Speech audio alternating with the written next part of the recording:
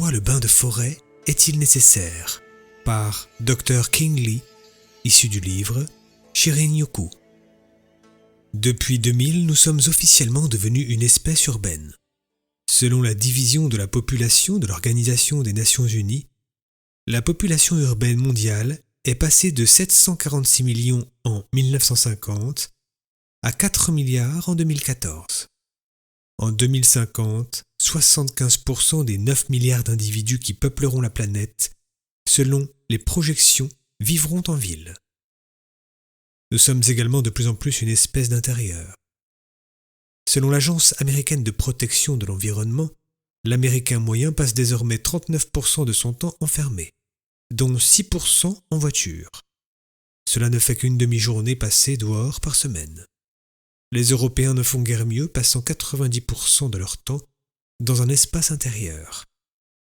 Et que faisons-nous à l'intérieur ? Et oui, c'est vrai, nous regardons nos écrans. Des études récentes ont révélé qu'aux États-Unis, les gens passent 10 heures et 39 minutes par jour à consommer des médias.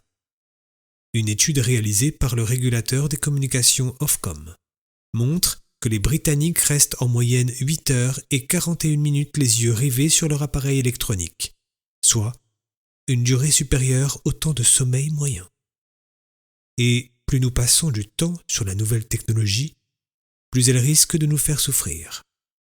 En 1984, le mot technostress a été inventé pour décrire un comportement néfaste autour de la nouvelle technologie. Le technostress peut surgir de toutes sortes d'utilisations quotidiennes, comme consulter en permanence son téléphone, partager des informations de manière compulsive et avoir le sentiment de devoir être connecté en permanence. Ces symptômes vont de l'anxiété à l'accès de colère, en passant par les maux de tête, la déprime, la fatigue mentale, les raideurs dans le cou, la fatigue oculaire, les insomnies, l'agacement et l'irritabilité. Vivre en ville est stressant, et plus nous vivons en ville, plus nous sommes stressés. Plus nous sommes stressés, plus nous tombons malades. Le taux de crise cardiaque, d'attaque et de cancer augmente, et il en va de même pour les maladies mentales, les addictions, la solitude. La dépression et les attaques de panique deviennent plus courantes. Et bien entendu, plus nous sommes stressés, plus cela coûte cher en termes de soins. L'anxiété et la dépression coûtent à l'Union européenne environ 170 millions d'euros par an et 210 milliards de dollars aux États-Unis. La bonne nouvelle, c'est que même un bref moment passé dans la nature peut influer sur notre santé.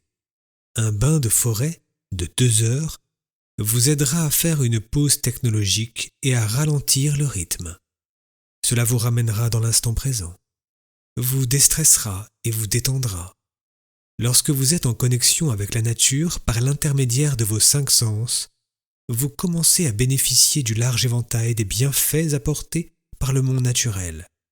Il existe des données prouvant que le Shirin-yoku permet de diminuer la pression artérielle et le stress, améliorer les fonctions cardiovasculaires et le métabolisme, diminuer le taux de glycémie, améliorer la concentration et la mémoire, faire disparaître la dépression, abaisser le seuil de la douleur, donner plus d'énergie, renforcer le système immunitaire, accroître la production de protéines contre le cancer, faciliter la perte de poids.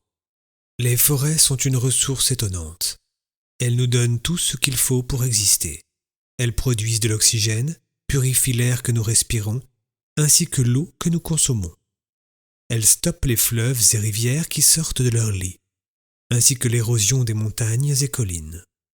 Elles nous apportent de la nourriture, des vêtements et un abri, ainsi que le matériau nécessaire à la fabrication de meubles et d'outils. En dehors de cela, les forêts nous ont toujours aidés à panser nos blessures et à soigner nos maladies.